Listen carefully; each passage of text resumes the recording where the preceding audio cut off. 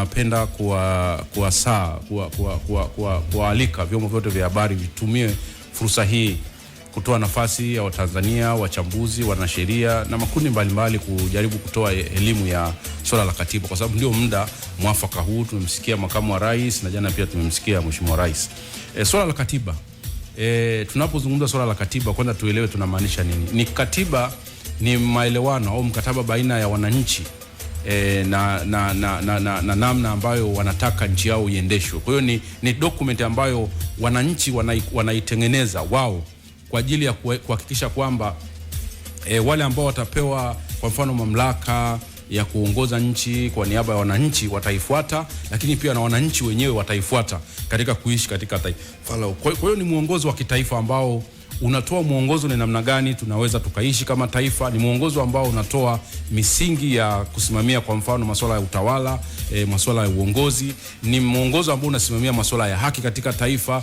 Ni muongozo ambao unasimamia namna tunavyosimamia rasilimali zetu, namna tunavyotumia rasilimali za nchi. Kwa hiyo ni nyaraka ambayo ni ya muhimu sana katika maisha ya taifa lolote lile. Sasa msingi mmoja wapo mkubwa katika misingi mingine ya muhimu ni pamoja na namna ya wananchi wanavyoshirikishwa, ushirikishwaji wa wananchi katika kwanza kuipata katiba yenyewe, lakini katika mambo mengine ya kimsingi. Lakini kuna msingi mwingine ni swala la haki za binadamu.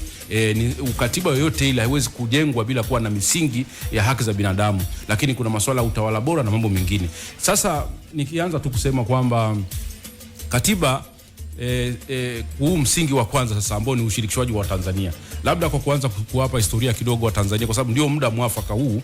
Tanzania toka tumeanza mpaka sasa hivi tumewahi kuwa na katiba 5. Katiba 5 hii tunayotumia sasa hivi ni katiba ya 5.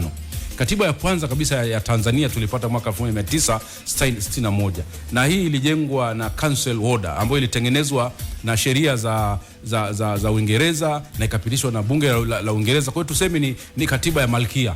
Tulikuwa na katiba ya Malkia na kila kitu kilikuwa kinasimamiwa na Malkia kutoka Uingereza. Lakini baadaye tukawa na katiba ya pili mwaka 1962. Hii ni katiba ya Jamhuri ya Muungano na ndio katiba ambayo ilitengeneza mamlaka ya rais, makamu waziri mkuu pamoja na bunge na vitu kama hivyo. Tukaja kuwa na katiba ya tatu mwaka 1964. Hii ni katiba ya Muungano.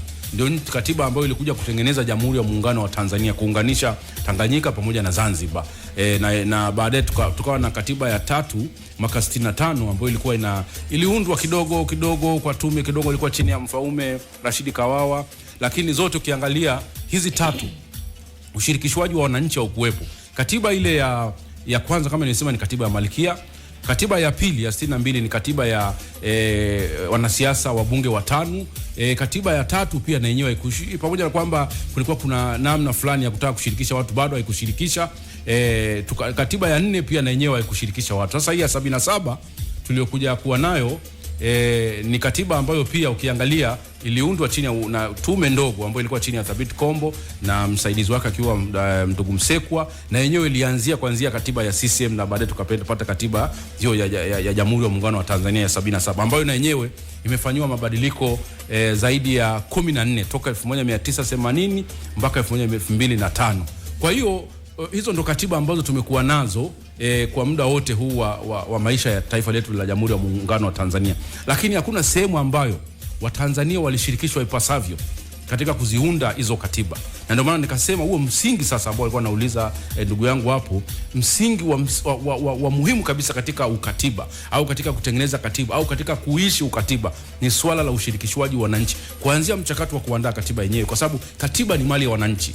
Katiba ni maono ya wananchi kuhusu taifa lao. Kwa hiyo sasa katiba ambayo wakati ambapo tulitaka kuwashirikisha wananchi ni pale ambapo Rais wa Jamhuri ya Muungano wa Tanzania wa awamu ya 4 Mheshimiwa Rais Jakaya Kikwete alipoanzisha mchakato ulioongozwa na Mheshimiwa Warioba ambao ulitumia miaka mitatu toka 2011 mpaka 2013 kuzunguka Tanzania nzima na kuwahoji wa Tanzania wengi kuhusu namna gani wanataka wawe na katiba yao. Huo ndio mchakato ambao ulianza kuwashirikisha wa Tanzania na kukuja kwenye ule msingi wa ukatiba sasa.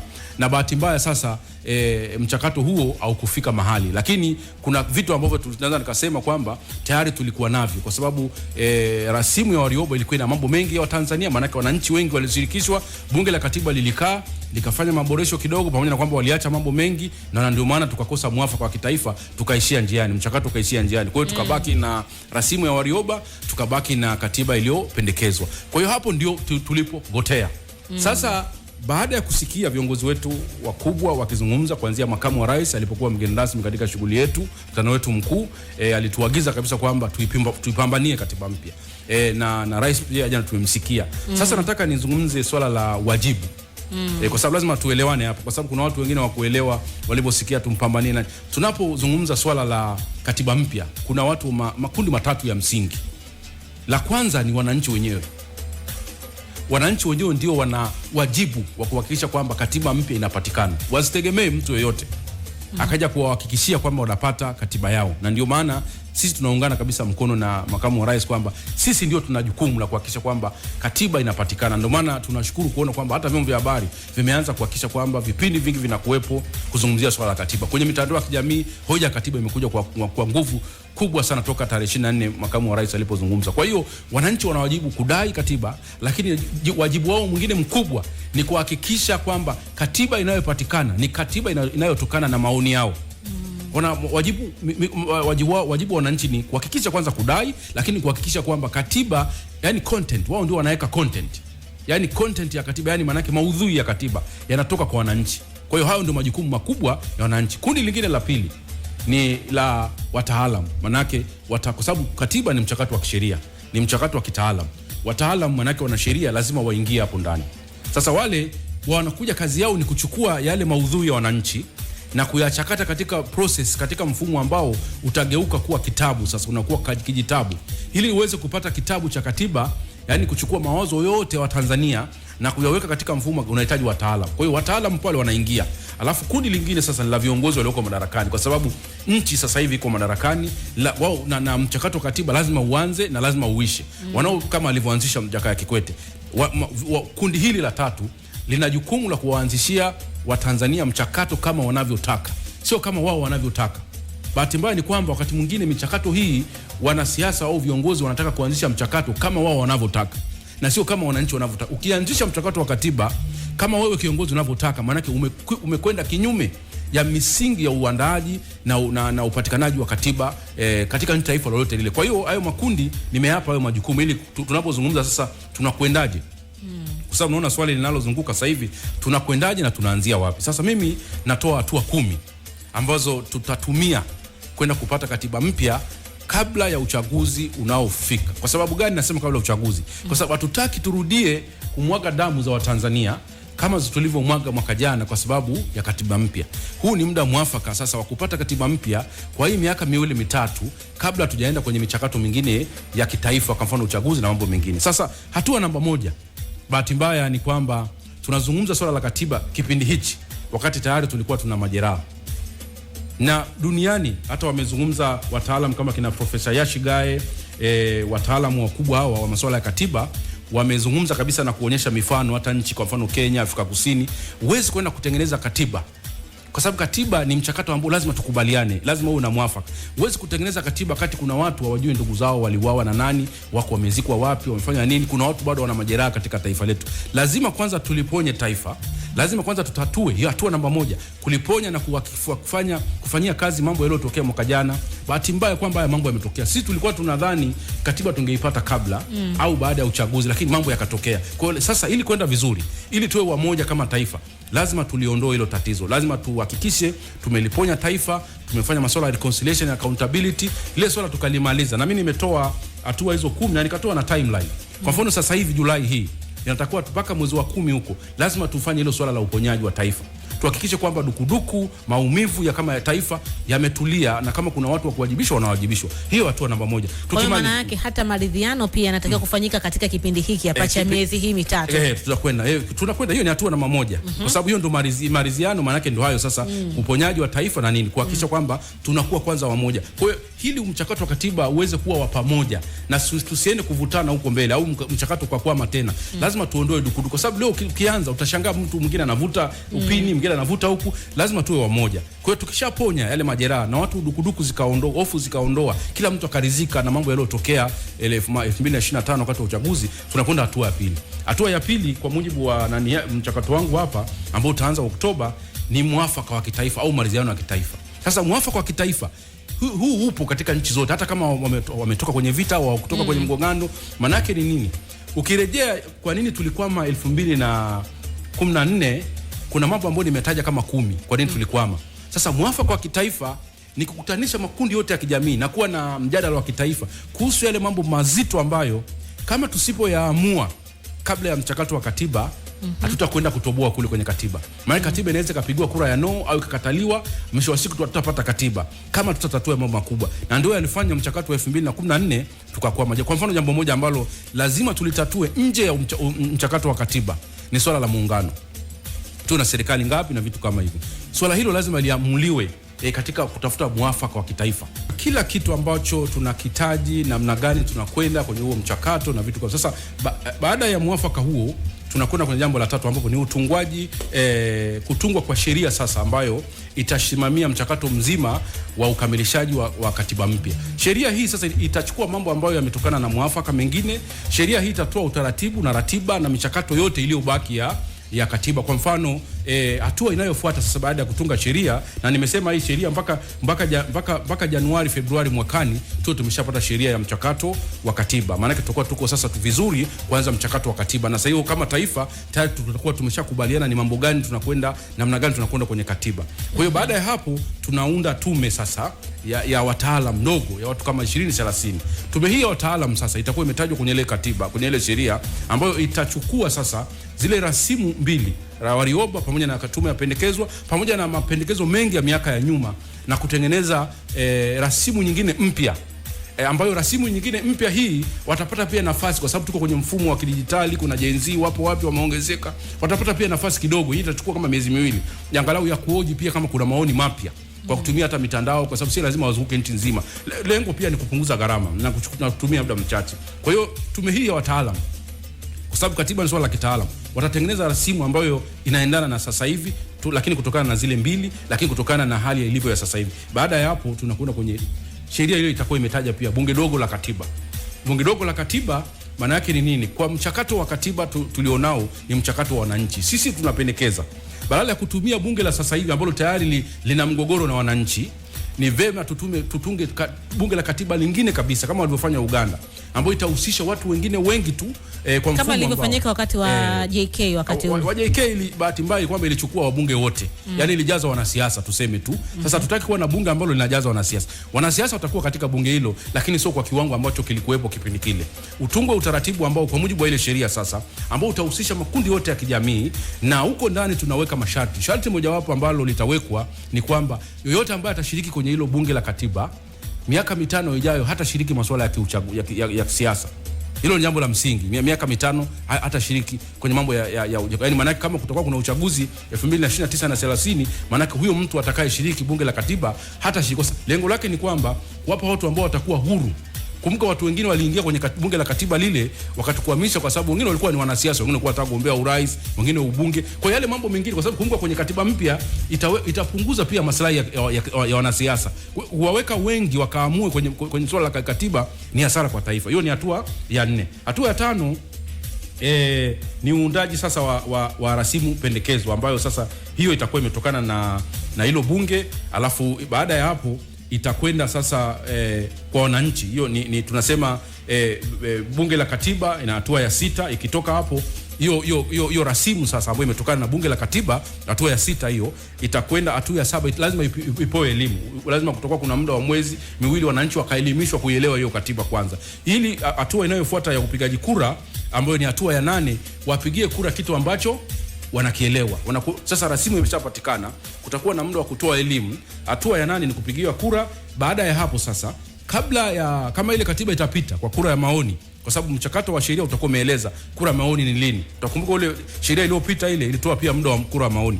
Baada ya hapo kama katiba imepita, kumbuka katiba haiwezi kutekelezwa kabla sheria zote ambazo zinakinzana na katiba hazijabadilishwa. Kwa hiyo kutakuwa pia na muda wa kubadilisha sheria hizo kuanzia Aprili 28 mpaka Juni 20 mpaka Aprili 28 kama miezi miwili hapo mitatu inatosha. Lakini tunapokwenda sasa mwishoni mwa 2028 katiba mpya itatangazwa, au mwanzoni mwa 29 katiba mpya itatangazwa sasa kuanza kufanya kazi. Kwa lengo letu ni kwamba hatua zote 10 zio zimekamilika ndani ya miaka mitatu minne kuanzia sasa, kuanzia Julai mpaka tunapokwenda Januari mpaka Februari Machi mwaka 2029 tuwe tumepata katiba mpya na imeanza kufanya kazi. Kwa hiyo hizi hatua 10 ndio zinaweza zikatuokoa, kwa sababu kwanza mbili, hazitatumia rasilimali nyingi za nchi. Kumbuka hatuna budget ya katiba.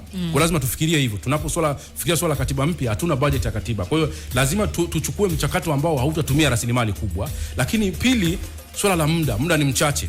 Na tunaogopa sana kwenda kwenye uchaguzi unaokuja tena bila kuwa na katiba mpya. Kwa hiyo lazima Watanzania tufikirie namna ambavyo tutapata katiba mpya katika mazingira haya ambayo nimeyaeleza, ambayo kidogo yanaeleweka na yako kwa mujibu wa sheria, lakini pia yanatoa nafasi ya Watanzania kushiriki mchakato wao na kuweza kupata katiba mpya. Nachotaka kusema tu ni nini, kwamba hatuwezi kufikiria tena kufanya marekebisho ya katiba wakati huu, wakati tayari tumekuwa na katiba zote 5 hazijawahusisha Watanzania, na hata hii ya 5 imefanywa marekebisho 14.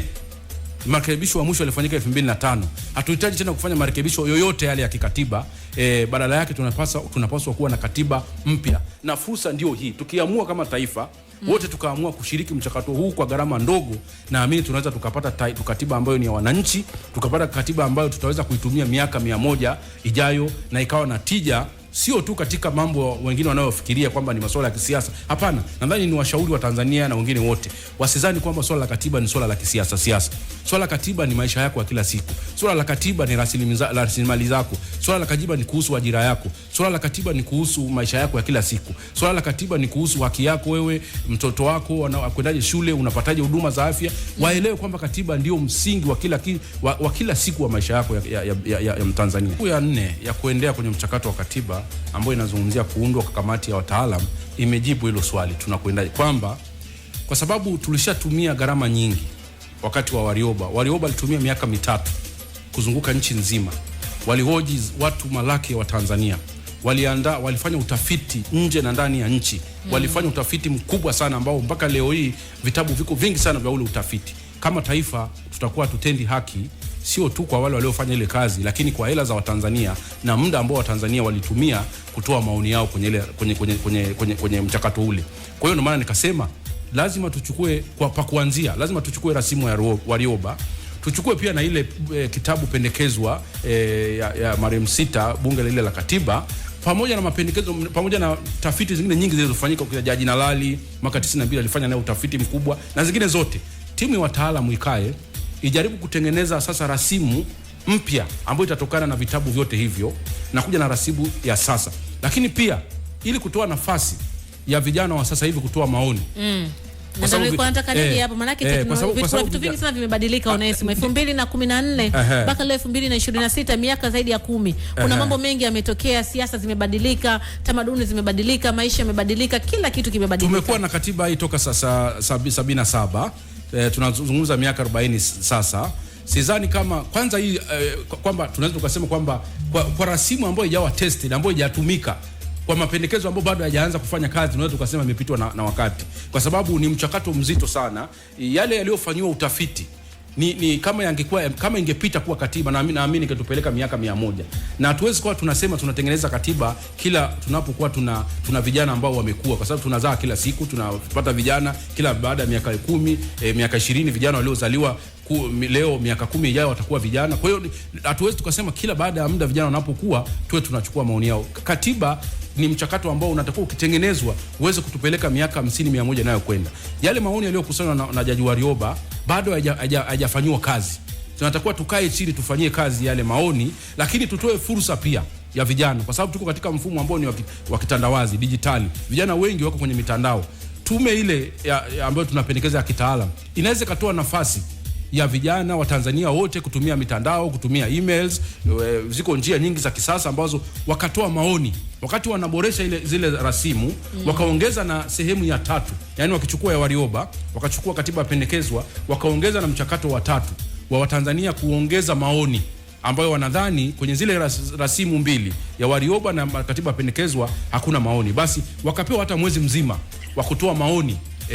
Tume hizo zinaweza zikafanya midalo kwenye TV, watu wakatoa maoni, wakatoa utaratibu wa kukusanya kama ilivyokuwa zinafanya hata hizi tume za sasa hivi, kwa sababu sehemu kubwa ilikuwa ni watu wanapeleka maoni kwa njia ya barua pepe, kwa njia ya mitandao ya kijamii, madodoso na vitu kama hivyo. Nadhani kwa kufanya hivyo tutakuwa hatujaacha mtu nyuma. Tutakuwa tumechukua maoni ya Watanzania wengi waliotoa maoni yao kwa kupitia mchakato wa Warioba, lakini tutakuwa tumewagusia vijana ambao pengine walikuja baada ya mchakato ule, ili nao wapate kutoa maoni yao. Kwa kufanya hivyo tutakuwa tumefupisha mchakato, tutakuwa tumetenda haki kwa Watanzania wote, tutakuwa tumejitendea haki kama taifa, tutakuwa tumelinda rasilimali za Watanzania, lakini pia tutakuwa tumeokoa muda. Ukisema leo tuanze mchakato upya, maana yake unatuambia twende kwenye tutakuwa na katiba hiyo, tutachukua miaka 10 tena mbele kupata katiba mpya.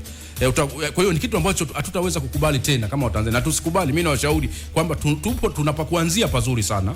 Kwa hiyo tusikubali watu waturudishe kwenye ajenda ya kwamba tuanze upya, kwa sababu tukija na kauli ya kwamba tuanze upya, maana yake ni kwamba tayari tumeshakwama, hatutafika mahali. Tupo mwaka wa mbele, imewashika.